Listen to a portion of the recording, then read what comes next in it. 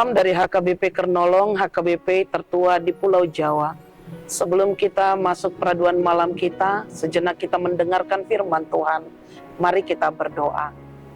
Ya Allah Bapa kami yang bertahta dalam kerajaan sorga mulia, kami mengucap syukur kepadamu ya Bapa, karena Engkau adalah Tuhan yang selalu menjaga dan memelihara kehidupan kami.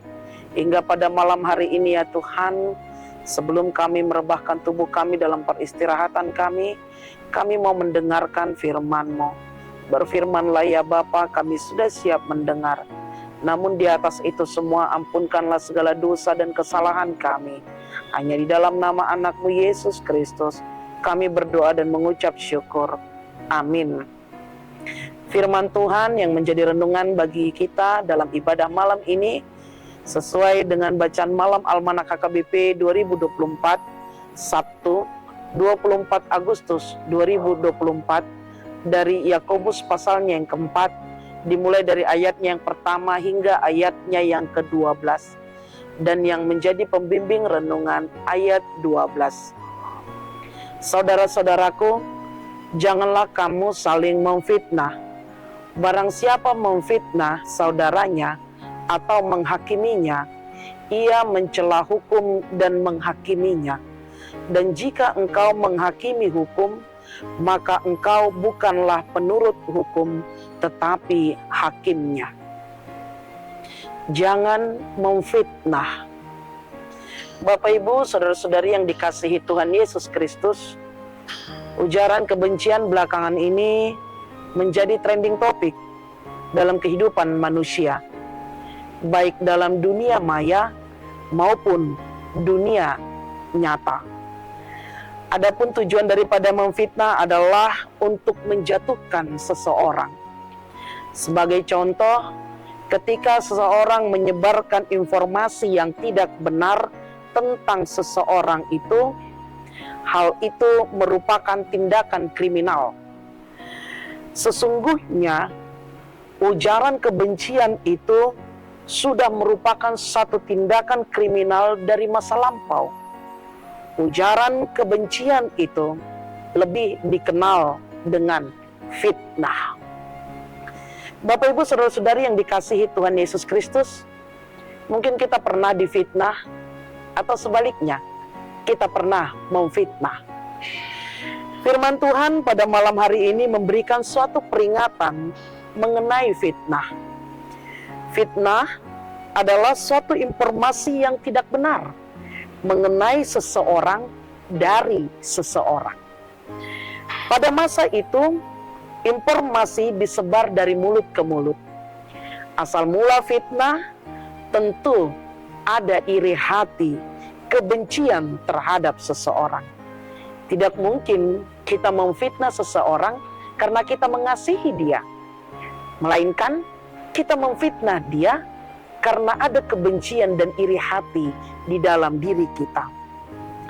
Iri hati atau kebencian memungkinkan seseorang berusaha untuk menghancurkan orang lain dengan cara-cara yang tidak baik. Salah satunya fitnah. Fitnah merupakan suatu pelanggaran hukum.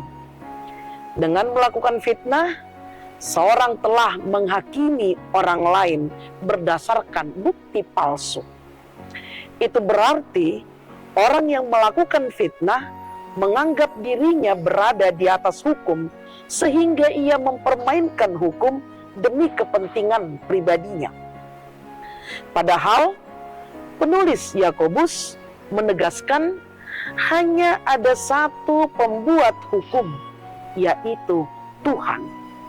Hanya Tuhan sajalah yang mampu menghakimi seseorang berdasarkan hukumnya. Manusia seharusnya tidak mempermainkan hukum, melainkan menjadi sosok yang mematuhi hukum.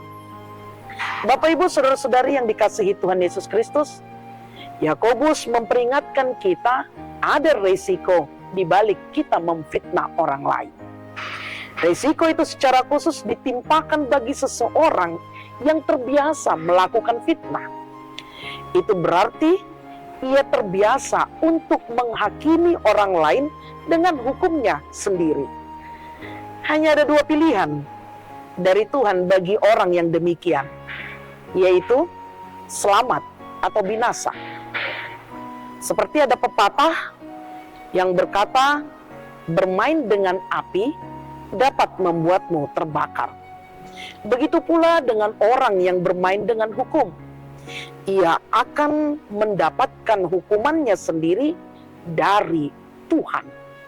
Karena itu, berhentilah memfitnah dan mulailah mengasihi di antara sesama kita.